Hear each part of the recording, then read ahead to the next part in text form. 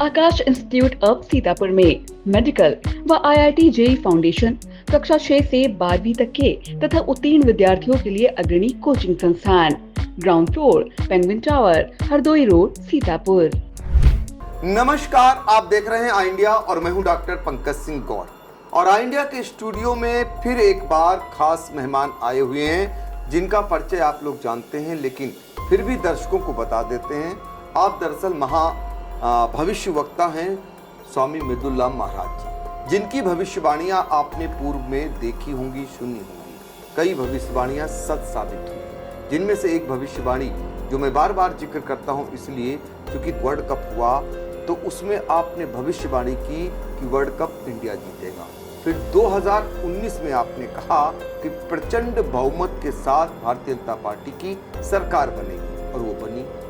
इसी तरीके से अभी हाल ही में जो लोकसभा के चुनाव हुए उसकी भविष्यवाणी आपने की कि कैसे यहाँ पर दो लड़कों की जोड़ी कमाल करेगी, और वाकई में राहुल गांधी और अखिलेश यादव की जोड़ी ने कमाल किया और भारतीय जनता पार्टी को कम सीटें मिली। इसकी भी भविष्यवाणी आपने पहले ही कर दी थी। तो ये भविष्यवाणियां हैं, ज़्यादातर आपकी भविष्यवाणी सच साबित हुई। आज हम इन्हीं सब चीज़ों को लेकर उत्तर प्रदेश, जो देश का सबसे बड़ा राज्य है, और यहाँ के मुख्यमंत्री योगी आदित्यनाथ के भविष्य को लेकर महाभविष्यवक्ता की भविष्यवाणी क्या है ये जानेंगे। तो पहले तो स्वामी जी आपका बहुत बहुत धन्यवाद। स्वामी जी, मेरा पहला सवाल आपसे यही है कि भारत के सबसे बड़े राज्य उत्तर प्रदेश के मुख्यमंत्री योगी आदित्यनाथ, जिनका देश में डंका बजता है कई इलाकों में, और उसके बावजूद भी अक्सर उनको लेकर तमाम खबरें आती रहती हैं कि नेतृत्व परिवर्तन हो सकता है। और जिस तरीके से खासकर जो डिप्टी सीएम हैं केशव प्रसाद मौर्य जब भी दिल्ली जाते हैं तो इस प्रकार की बातें उठनी शुरू हो जाती हैं। और उठे भी क्यों ना, पिछले दिनों पुलिस भर्ती में जब नियुक्ति पत्र बांटने का बड़ा कार्यक्रम हुआ, उस दौरान देश के गृह मंत्री और यूं कहें कि भाजपा में दूसरे नंबर के नेता अमित शाह लखनऊ आते हैं और योगी आदित्यनाथ के साथ मंच पर बैठे होते हैं। उसी मंच पर डिप्टी सीएम केशव प्रसाद मौर्य भी बैठते हैं और वहां पर गृह मंत्री अमित शाह का संबोधन होता है। मुख्यमंत्री योगी आदित्यनाथ के लिए मुख्यमंत्री शब्द होते हैं और केशव प्रसाद मौर्य जो डिप्टी सीएम होते हैं उनके लिए दोस्त कहे जाते हैं, हमारे दोस्त। तो उसको लेकर लोग उसी दिन से तमाम बातें करने शुरू करते हैं। और हाल फिलहाल अभी केशव प्रसाद मौर्य दिल्ली गए हुए थे, जहां पर गृह मंत्री अमित शाह और रक्षा मंत्री राजनाथ सिंह के साथ उनकी फोटो सामने आती है। उनके बुके देकर के उनका स्वागत कर रहे हैं। और उसके बाद उत्तर प्रदेश में राज्यपाल आनंदीबेन पटेल से मिलना तमाम सवाल पैदा कर देता है। और सोशल मीडिया पर तो लंबे समय से ये बातें चलती रही हैं कि योगी आदित्यनाथ वापस गोरखपुर जाएंगे या फिर दिल्ली में उन्हें बुलाया जाएगा। ये तमाम बातें बहुत दिनों से उठ रही हैं और उतनी ही मजबूती से योगी आदित्यनाथ काम करते हुए दिखाई दे रहे हैं। लेकिन अब उनका भविष्य क्या रहने वाला है, इसको लेकर हमने सोचा क्यों ना महाभविष्य वक्ता स्वामी मृदुलाम जी से इस पे पूछा जाए कि उनका अंक शास्त्र क्या कहता है। क्योंकि योगी जी के जो चाहने वाले लोग हैं वो न कि उत्तर प्रदेश में बल्कि समूचे देश में लाखों लाख संख्या में, तो उनके लिए ये जानकारी बहुत ही महत्वपूर्ण रहने वाली है। तो स्वामी जी जरा बताइए, मुख्यमंत्री योगी आदित्यनाथ जिनको लेकर तमाम बातें होती हैं, उत्तर प्रदेश में उनका भविष्य बतौर मुख्यमंत्री के पद पर आगे कितना सुरक्षित लग रहा है आपको? और मुख्यमंत्री योगी आदित्यनाथ ही आगे चलकर यूपी की बागडोर संभाले रहेंगे या फिर जो बातें सामने आ रही कि नेतृत्व परिवर्तन हो सकता है, क्या उनके ग्रह दशा में क्या कुछ है? आई इंडिया के सभी दर्शकों का स्वागत है। उत्तर प्रदेश में जो है प्रतिदिन खबरें चलती रहती हैं सोशल मीडिया पर कि योगी आदित्यनाथ जी हटाए जा सकते हैं। तो अब उन खबरों में कुछ दम लग रहा है। कैसे? अब योगी आदित्यनाथ जी की जो ग्रह दशा है अब वो खराब हो गई है। अब उनके नक्षत्र उतने अच्छे नहीं हैं जो पहले थे उनके नक्षत्र। कारण योगी आदित्यनाथ जी का जो गुरु है, गुरु उनका बेभाव में जा रहा है और चंद्रमा नीच राशि में जा रहा है, जो उनके लिए घातक सिद्ध कर रहा है। अच्छा, ये घातक हो सकता है। हाँ, ये घातक हो सकता है। तो अभी तो हम आपसे जब बात कर रहे हैं तो जुलाई माह है, 2025 है और 2027 तक योगी आदित्यनाथ की सरकार को चलना है आगे। तो ऐसे में क्या इसी सरकार में फेरबदल होगा या आगे चलकर जो चुनाव होंगे 27 में, उस समय ऐसा बन रहा है ग्रह दशा? नहीं, इसी सरकार के इसी कार्यकाल में योगी आदित्यनाथ के लिए संकेत अब अच्छे नहीं आगे हैं। अच्छा, ये किस दावे के साथ इतना प्रबल आप बता रहे हैं? ये गुरु और चंद्रमा उनका जो है राजयोग समाप्त कर रहा है। अच्छा, तो आपको लगता है जो बातें आ रही नेतृत्व परिवर्तन की, वो संभावना दिख रही है आपको? हाँ, नेतृत्व परिवर्तन यूपी में होगा। अच्छा, ऐसा लग रहा है? हाँ, ऐसे योग बन रहे हैं। तो बहुत सारे लोग कहते हैं योगी आदित्यनाथ अगर उत्तर प्रदेश में नहीं रहते हैं तो भारतीय जनता पार्टी को कल्याण सिंह जी जैसा नुकसान होगा। आपको याद होगा कल्याण सिंह जब उत्तर प्रदेश के मुख्यमंत्री थे और उन्हें हटाया गया, उनकी जगह राम प्रकाश गुप्ता जी को लाया गया, उसके बाद राजनाथ सिंह मुख्यमंत्री बने। लेकिन उत्तर प्रदेश की हालत, भाजपा की हालत इतनी पतली हो गई कि कई 2 दशकों तक भाजपा आ ही नहीं पाई दोबारा सत्ता में। तो योगी आदित्यनाथ यदि नहीं रहेंगे तो उसका नुकसान तो उन्हीं को उठाना पड़ेगा, भारतीय जनता पार्टी को। ऐसा लगता है आपको?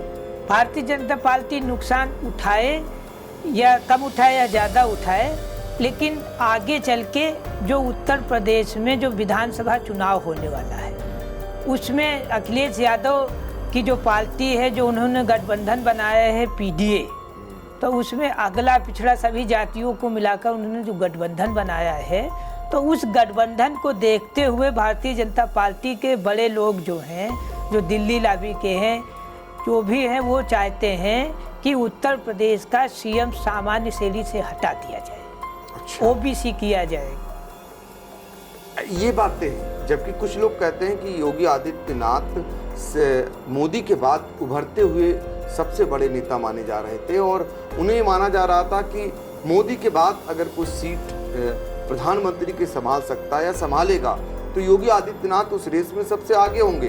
वो कारण तो नहीं है आपको लगता है? आप कहते हैं ओबीसी के कारण इनको हटाया जा सकता है, जो खासकर अखिलेश यादव पीडीए की राजनीति कर रहे हैं, उस कारण इनको हटाया जा सकता है। ऐसा है, अभी जल्दी में लोकसभा जो चुनाव 2024 के हुए थे, उसमें भारतीय जनता पार्टी को बहुत यूपी में नुकसान हुआ था।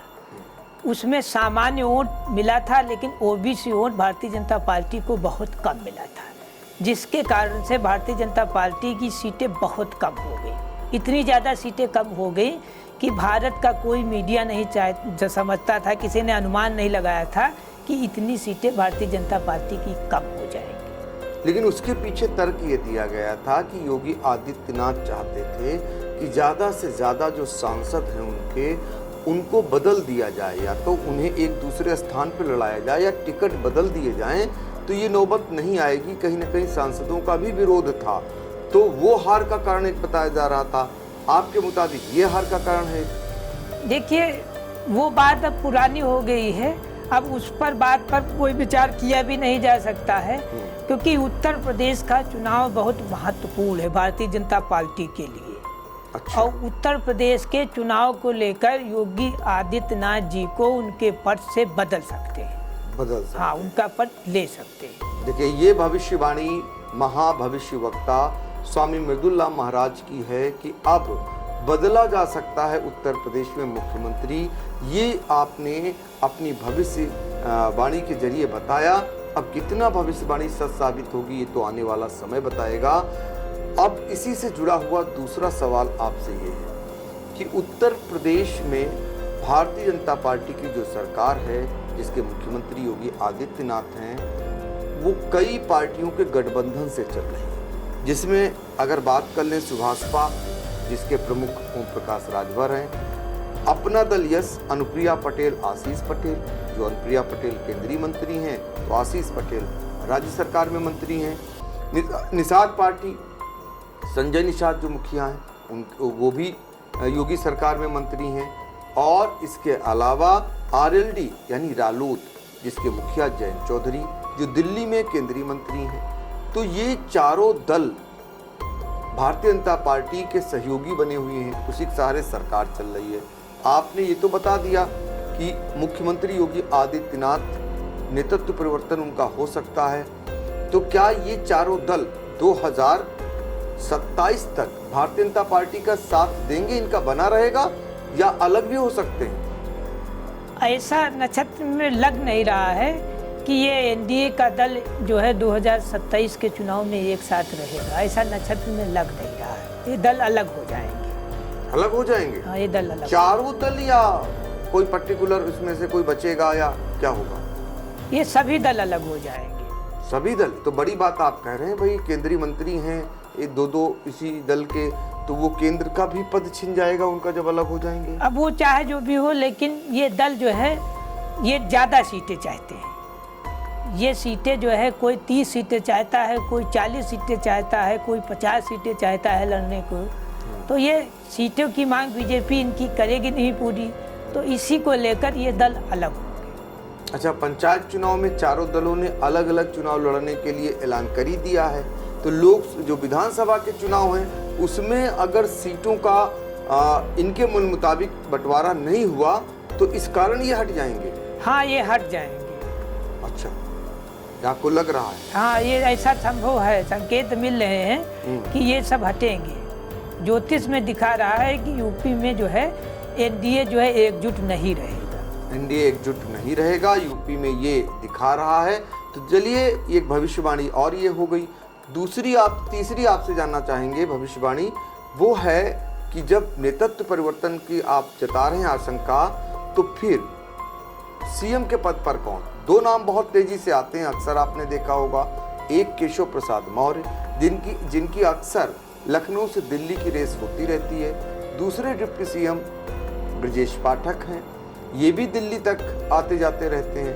तो कुल मिलाकर इन नामों में सबसे प्रबल नाम आपको किसका लग रहा है जो इस रेस में सबसे ऊपर है, जिसके ग्रह नक्षत्र दिखाई दे रहे हों?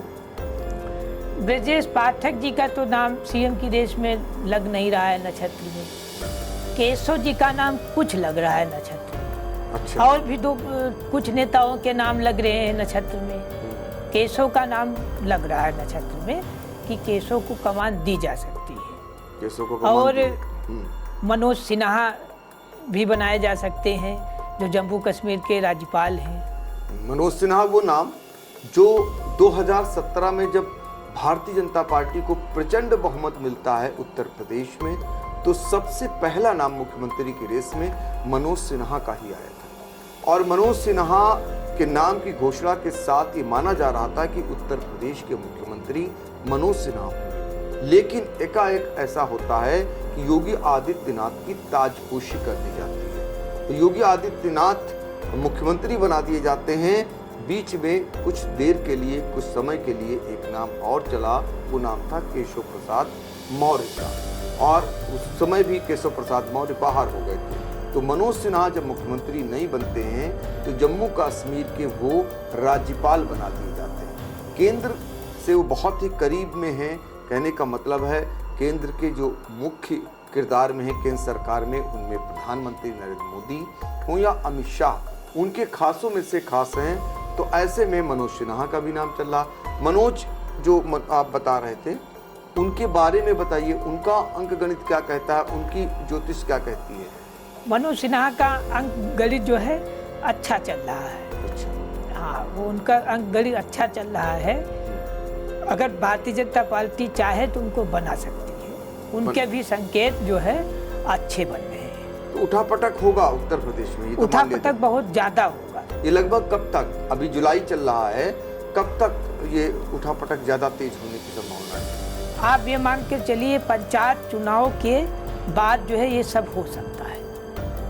अच्छा, ऐसा लग रहा है आपको? हाँ, ऐसा लग रहा है। तो देखिए, ये उत्तर प्रदेश से जुड़ी हुई बड़ी भविष्यवाणी आपने की है, जिसमें ये बताया है कि उत्तर प्रदेश में जो मुख्यमंत्री हैं योगी आदित्यनाथ, उसमें नेतृत्व परिवर्तन किया जा सकता है।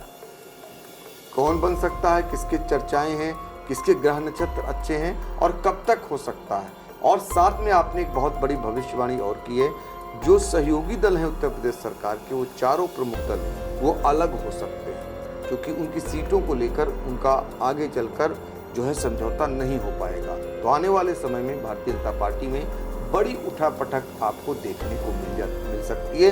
ये भविष्यवाणी की गई है स्वामी मृदुलाम महाराज जी के द्वारा। फिलहाल ये भविष्यवाणी है, क्या सच होगा ये आने वाला समय बताएगा। आपकी भी नजर रहेगी और हमारी भी नजर रहेगी। इसके बाद फिर आपसे जानने का प्रयास भी करेंगे। तो फिलहाल आज के इस वीडियो में इतना ही। हम लोगों को दीजिए इजाजत। नमस्कार।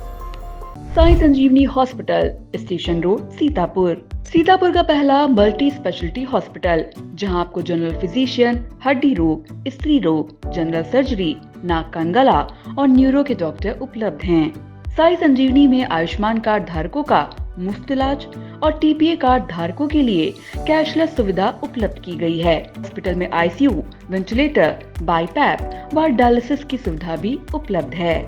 Sai Sanjeevani hospital, station road, Sitapur.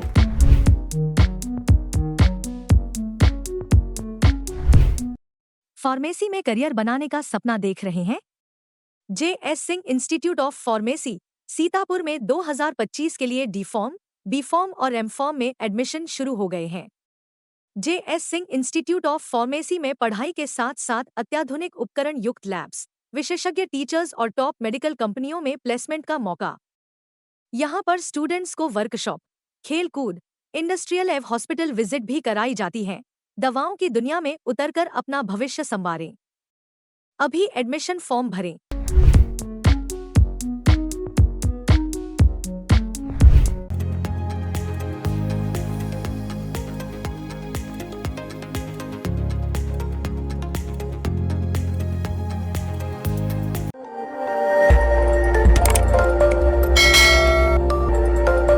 खबर आपकी, नजर हमारी। देखते रहिए आई इंडिया।